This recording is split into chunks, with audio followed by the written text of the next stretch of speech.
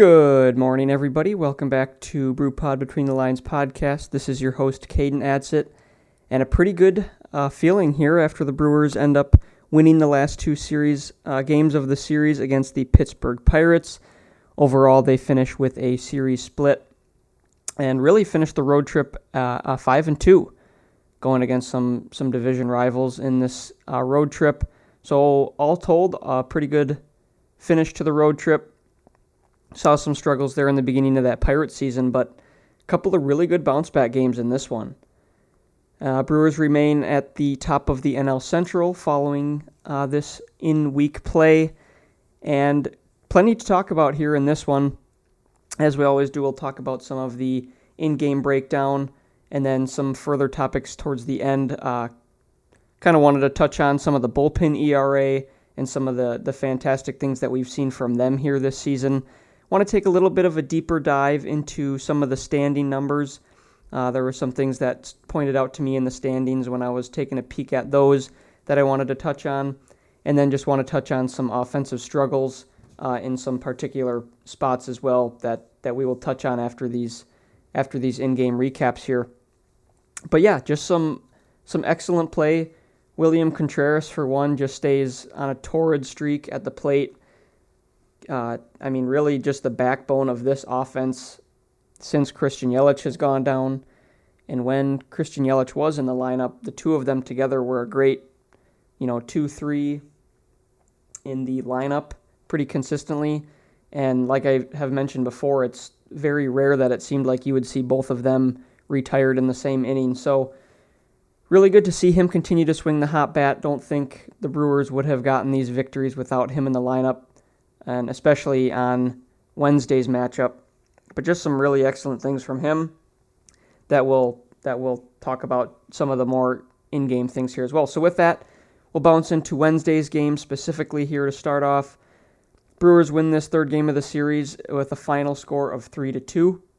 And this was a game for Pat Murphy after some of the injuries that we've seen with the starting rotation in the recent days and kind of the thinning of just the rotation in general and not having the typical availability for guys that we normally would see in these games. Second time through for Bryce Wilson getting kind of a spot start, pretty much just coming in knowing that this is going to be a bullpen day for the Brewers pitching staff. And he does pretty good again today. He ends up going 4 1/3 innings pitched, 3 strikeouts on 3 hits, 2 earned runs, and 2 walks. And really in this one, only one bad pitch and one bad couple of batters that he faced in this one. Kind of got in the third inning there with 1 out. He had Connor Joe come up, leadoff hitter for the Pittsburgh Pirates, in the number 1 spot for them in the lineup in this game.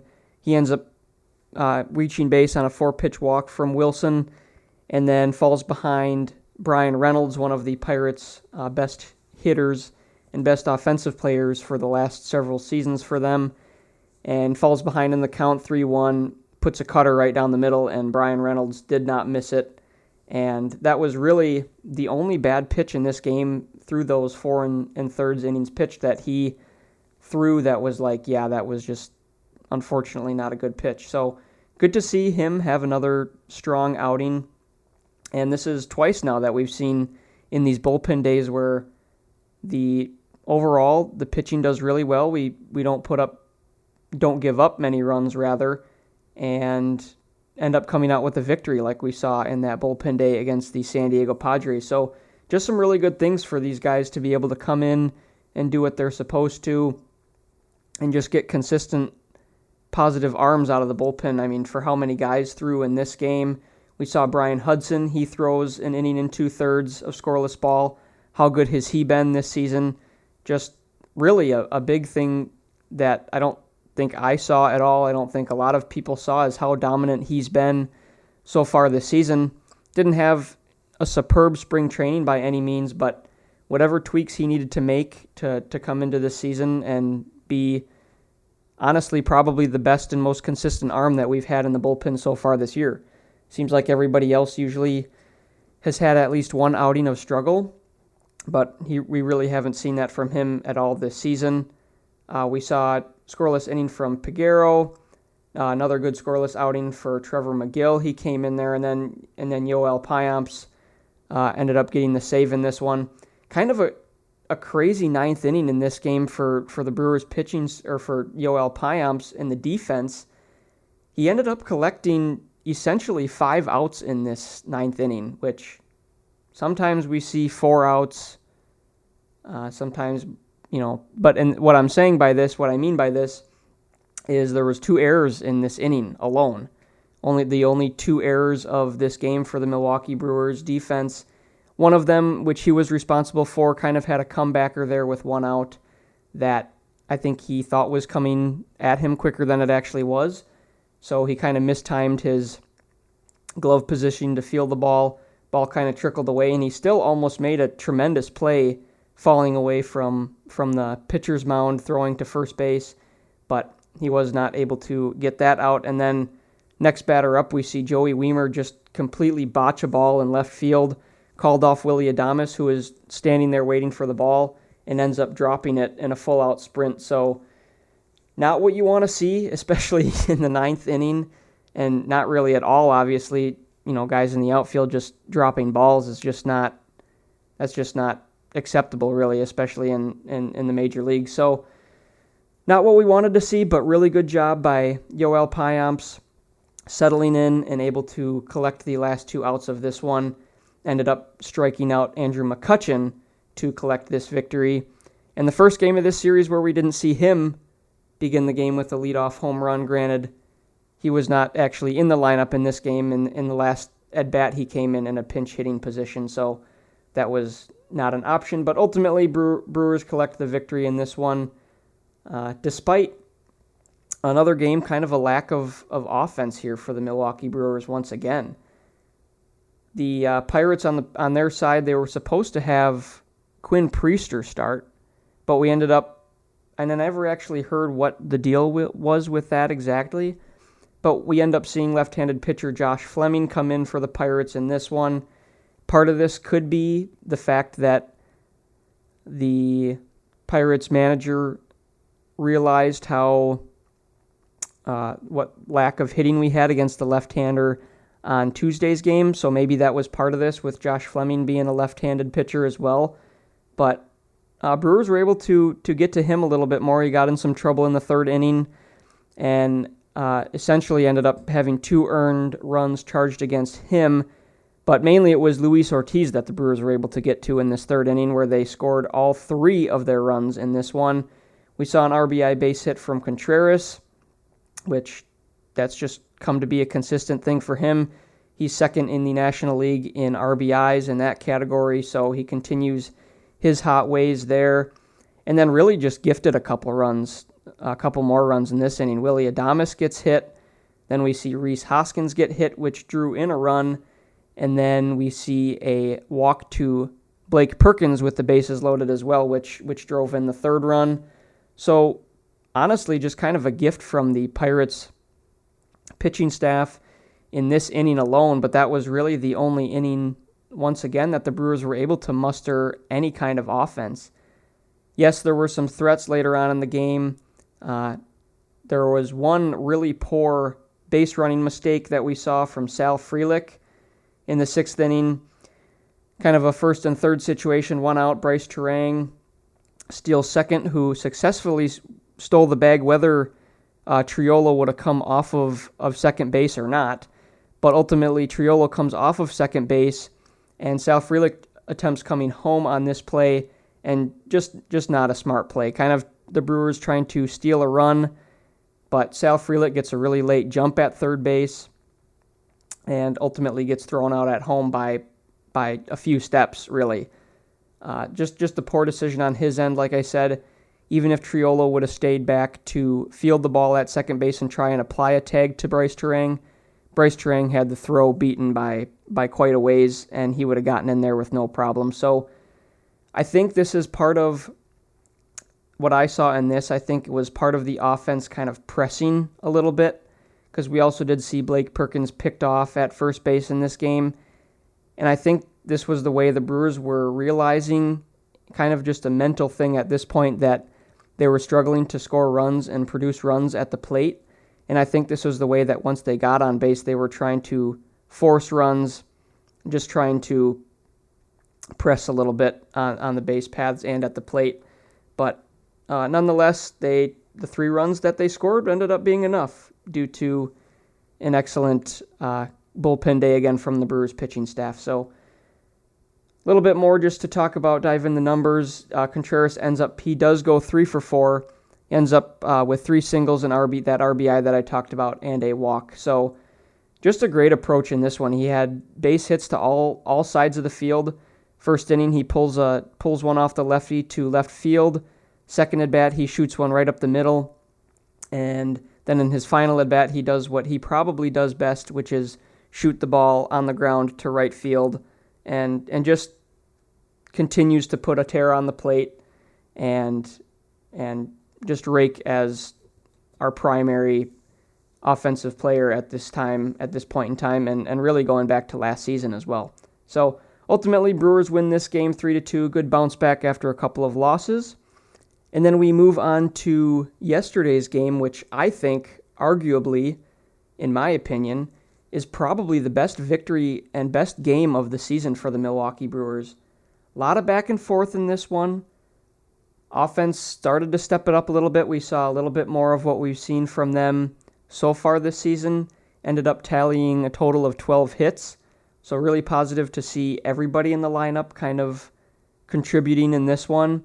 We continued to see some really good things out of the bullpen, which made up for Freddy Peralta's first rough outing of the season. But Brewers improved to 5-0 with Freddy Peralta on the mound. So maybe there's something there with whenever Freddy's on the mound, the Brewers find a way, but we will take the win however we can get it. And the Brewers earned it in this one. William Contreras in the first inning on a 2-0 count from Mitch Keller. He hits a 448 foot bomb to left field.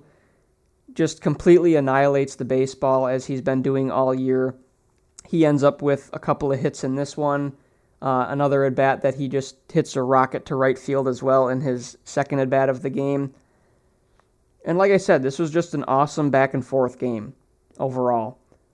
Brewers were able to muster 4 runs off of Mitch Keller, kind of making up for like what I said with Peralta struggling.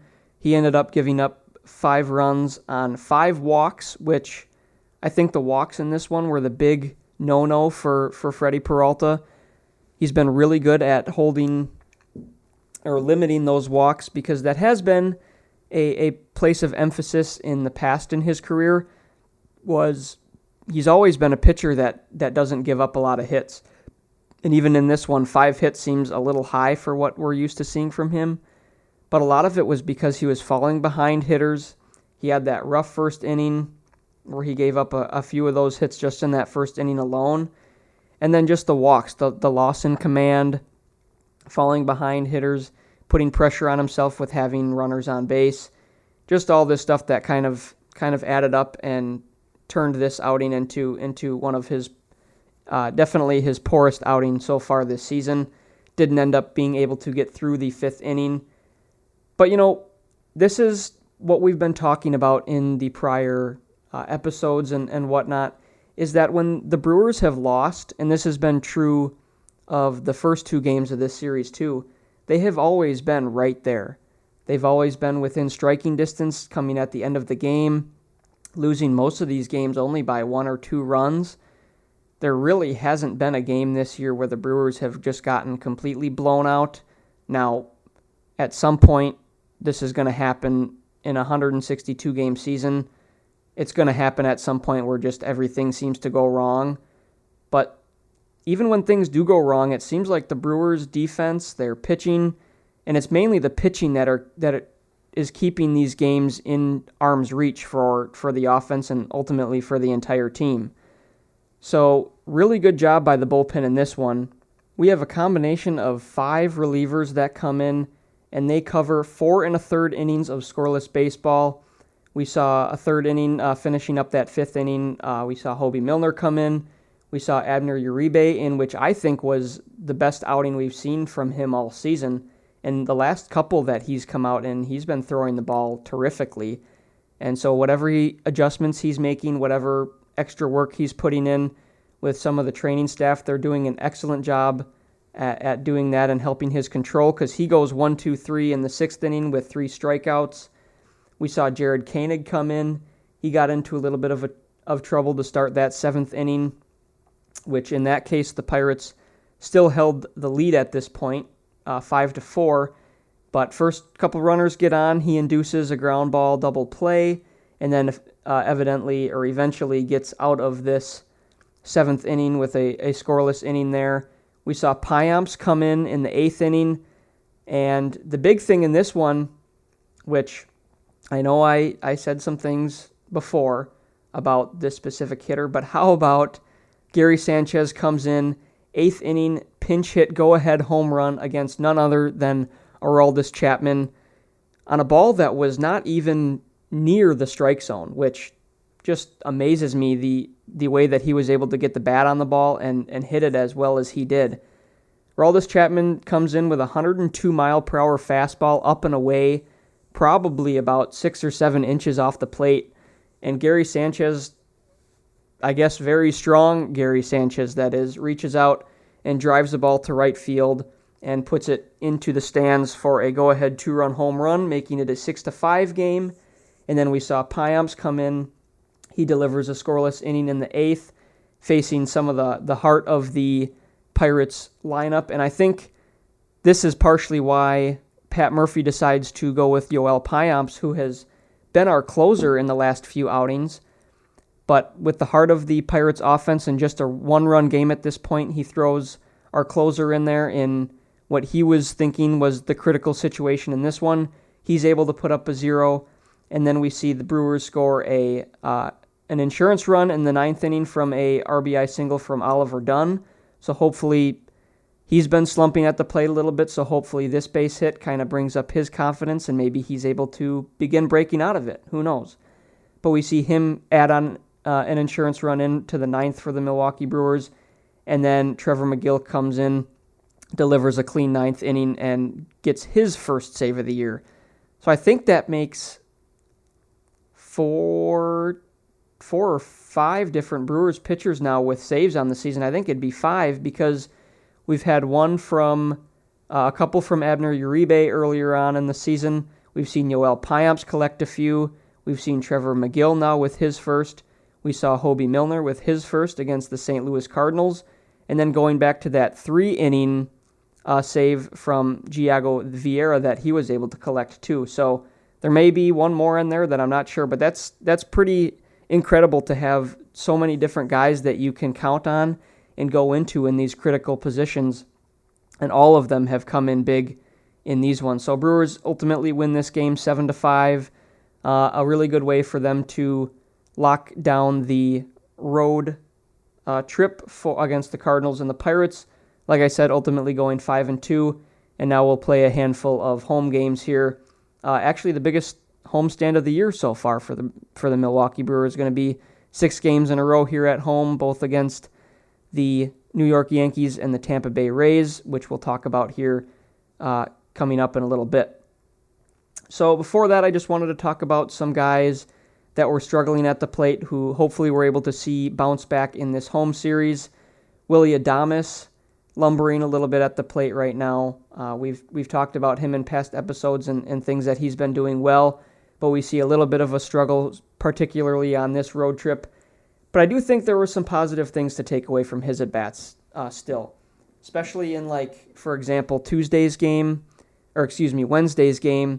He had some really good contact in this game. There was a lot of line drives or high exit velocity hits off of the bat that just were hit right at somebody, which is really out of the control of the hitter in a sense. Sometimes, depending on where the pitch is made, yes, you make the decision to pull the ball or shoot the ball to right field or shoot it back up the middle, whatever that may be. But sometimes you hit the ball right at a guy and there's really not much you can do but walk away with the fact that was a positive at bat.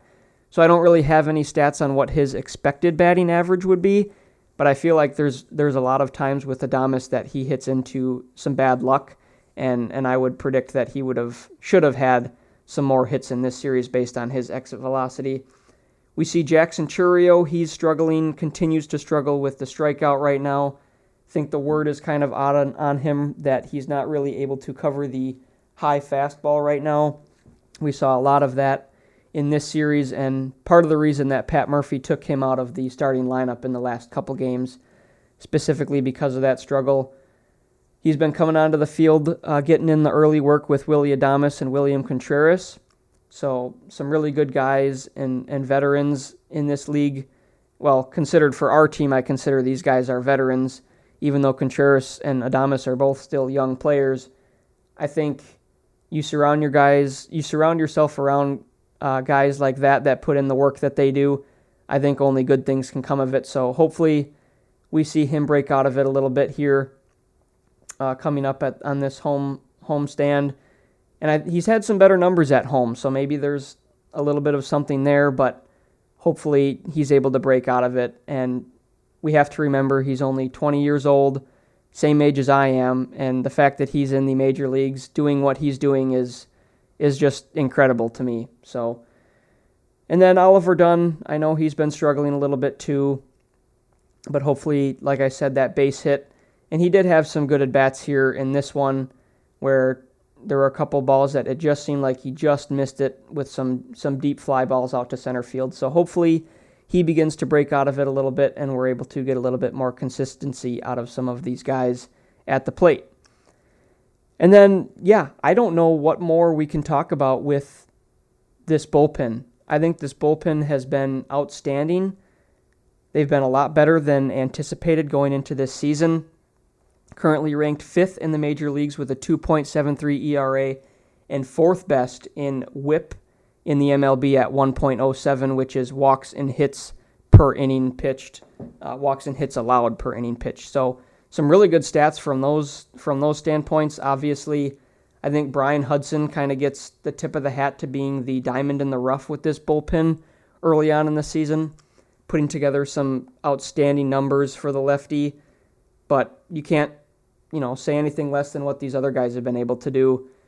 We saw some struggles in the bullpen at the beginning of the year. Thought that maybe that was going to be a little bit of a theme. But lately, Payamps has thrown 8 scoreless outings in a row for him. Peguero's been really good. Milner's been good. We've seen Trevor McGill come in and have several good outings.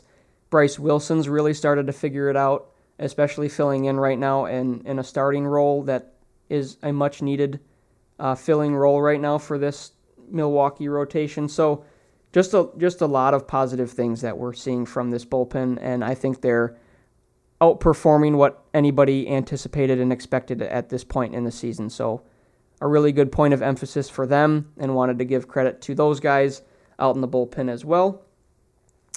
And then one thing that really stood out to me too, I've been looking at this going back to before this road trip, but I was just spending some more time looking at this. And so the Brewers, like I said, they have a current record at 16-8. But 19 of those games out of those 24 games have been against teams that are better, that have a record better than 500. So a lot of these teams that we're playing are winning record teams. I mean, only 5 games here against winning record teams, and we're about to see a bunch more of that. We're about to see some games against the Yankees. They're on a tear of a start to the season. We're going to see the Tampa Bay Rays, who right now are hovering right at 500. So who knows what we'll see exactly when we get to them. If their record's going to drop below that 500 range or, come above it, depending on that. Then we're going to have our first series against Craig Counsell and the Chicago Cubs, which they're going to be sitting at over 500. And then the Kansas City Royals, who are kind of a surprise to everybody so far this season, they're also sitting above 500 right now too. So not saying that the schedule is going to get any easier, but just wanted to point out that point of emphasis too. Brewers are 12-7 against these teams with a record over 500. So right now they're proving themselves to be in that top tier of teams so far early in the season. Now, could this narrative change? Absolutely. Do I hope it remains the same? Of course. But I just wanted to give a little bit of emphasis on that point in the standings that I had picked out. And then just to give a little bit more perspective on it too, Cubs right now, they're second in the division with one more loss and one more game played than the Milwaukee Brewers have at this point. But they've only played 12 games against teams with a record over 500, and right now they sit at 6-6 in those games. So Brewers have played a lot more baseball against these better, supposedly better teams. Not to discredit the fact that the Cubs are winning against the teams that they should, because that's what any winning team wants to do and is supposed to do on paper, and they're doing a good job on that. But just to put it into perspective a little bit, a big differential there, both in record and just number of games played so far in the season against these higher tier teams thus far. So just to carry on from that and just give a further breakdown of the current NL Central standings. So like I said, Cubs currently sit at 16-9 after finishing a sweep against the Houston Astros, who right now are off to an atrocious start to their season compared to what we're used to. But nonetheless, Cubs will end up facing a tough road series coming up here against the Red Sox. Reds come in third at 14-11 after splitting a 4-game set with the Philadelphia Phillies, and they'll face a tough series against the Texas Rangers on the road coming up for them. Pirates follow that at 13-13. They will be playing in San Francisco against the Giants next over the weekend, and then the Cardinals come in last at 11-14 after taking 2 of 3 from the Diamondbacks, and they next play on the road in New York against the Mets. So just a quick rundown of that. And then lastly, as we always do, kind of heading into this weekend, just want to give a little bit of insight on the pitching matchups that we have scheduled for this weekend. So in Friday's matchup, we'll see Lewis Gill for the Yankees go up against the Brewers' Colin Rea, who right now he's been good, but not to overlook this powerful Yankees offense with guys like Aaron Judge, Juan Soto, Giancarlo Stanton, just another one of these lineups that we can go up and down, and they just have superstars. They're filled with a lot of power in this lineup, so hopefully Colin Rea is able to limit that a little bit, which will be interesting because since starting in games for the Brewers last season halfway through, that has been one thing that Rea has really struggled with is the long ball. He tends to give up a lot of home runs, so hopefully if that does occur to him in this one, he's able to keep it of the solo home run category, but we'll see from this. So far, off to a really good start to the season, 2-0 with that 2.08 ERA. Moving on from this, in Saturday's game, we'll see Joe Ross for the Brewers go up against the left-handed pitcher Carlos Rodon for the New York Yankees. Rodon is he's a great pitcher. He's a really good lefty. He's been in the Cy Young conversation a couple different years in his career, and then this ties into the point of Brewers' offense typically struggling against left-handed pitchers. So hopefully we're able to see a little bit of a change in narrative of this one, but could see a good pitching matchup there.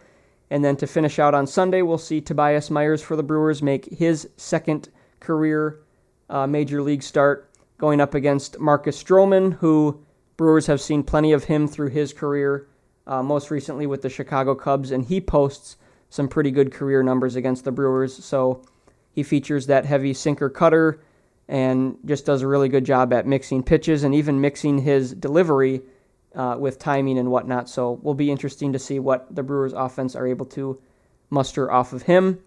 And then another big thing, just before we wrap up here, is Christian Yelich going to be in the lineup tonight? Are we going to see him halfway through? Right now, it's scheduled that I think the injured list, he's available for, it's either Saturday or Sunday's game, somewhere in there. But he's been doing some activities on the field, running before the game, which typically is a good sign that back is feeling pretty good. So it would be critical to have him in the lineup here in this series. So hopefully we're able to see him come back and get right back onto the tear that he was on before he entered the injured list. And hopefully just in general, the Brewers are able to start thinning that injured list, as it has been a pretty hefty one so far here to start this season. And like you guys know, wrapping up here, Brew Pod Between the Lines podcast is available on Spotify, Apple Podcasts, YouTube, and other mainstream podcast sites. so feel free to listen to this podcast from wherever it is you may like in the future. I can always be reached on social media using @brew_pod on Twitter or by searching BrewPod Between the Lines podcast on Facebook or Instagram. Hopefully you guys are about as done with the week as I am. It's been a long week for me, a lot of schoolwork, a lot of balancing between several different things, and hopefully I'm able to relax a little bit this weekend. Going to be attending and visiting Milwaukee this weekend over the weekend, so that'll be a lot of fun. And just looking forward to seeing some baseball back in Milwaukee for the first time in over a week. So going to be good to see that and get a glimpse of American Family Field for the first time this season for myself in person. So we'll see what comes of that. Hopefully you guys are able to enjoy a good weekend. And yeah, with that, we'll see you next time. Talk to you soon. And of course, go Brewers!